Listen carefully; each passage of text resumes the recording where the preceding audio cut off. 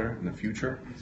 But everybody knows if Gennady doesn't win March 18th, every negotiation that I hold is out the window. So they're focused 100% on Danny Jacobs and really consider him. Look, Danny Jacobs has 12 knockouts in a row.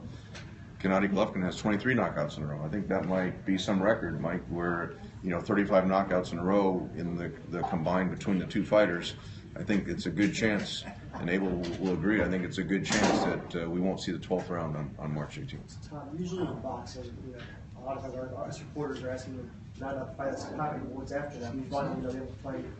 I know, especially with Gennady, it's been frustrating. Is it a relief for you to finally know a fight that people really want to see? It's a relief. Why we don't have to make excuses of why other people won't get in the ring with them. It's like and it's certainly not from any lack of attempts from our side. And this fight really sells itself. I mean, you look at the media turnout here; it's tremendous. It's just and the ticket sales, as I mentioned, the fans are responding to it as well. The pay-per-view, I think that'll be discussed by Peter Nelson today, but the price will be $54.95 for the pay-per-view. I think we priced it very reasonably.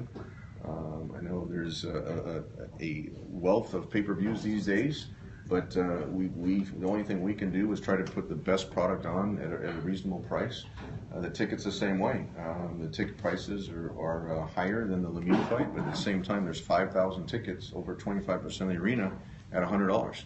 So when you can pay $100 and see the talents of Triple G, Danny Jacobs, Chocolatito, Sistercut in the ring, I mean that's not a bad value. And when you have that many, a lot of promoters will put on a small amount of tickets and say, okay, we started at $50 or whatever. But when you have 5,000 tickets at $100, that's not a bad value for the experience at Madison Square Garden. Tom, question on go Tom. Is $54.95 for high definition? That's the suggested retail. So whatever the cable operators or satellites, whatever they charge for the high definition, I guess that's set by them. Also, where will you be getting the medical insurance for this fight? We've been in contact with the New York State Athletic Commission, and they've recommended a medical insurance carrier. So we'll have that all in place by March. Do they recommend a specific carrier? They said that the Wellington Group?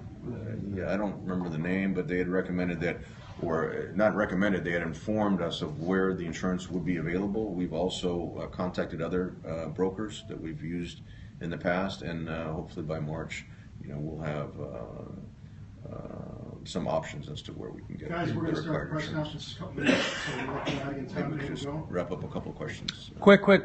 Don't want to look past Jacobs, but he is an 8-1 underdog. So I do wonder, Tom and Gennady, where does it stand right now with a Canelo fight? Is it completely off the table and you're not even worrying about it, or is there any update on a fight with Canelo? There's nothing finalized as far as the Canelo fight, and my understanding is they don't even have their May fight finalized. So there's really nothing to talk about in regard to Canelo. Gennady, do you think Canelo's ducking you? If so, have you lost respect for him? Not thinking. Not thinking about Canelo. Do you have a prediction for Jacobs? Sorry? Do you have a prediction for Jacobs fight? I'm not God. I'm not specialist, I'm a boxer. Please, you tell me. What do you think about this fight? You, of course. This is boxing. Yeah.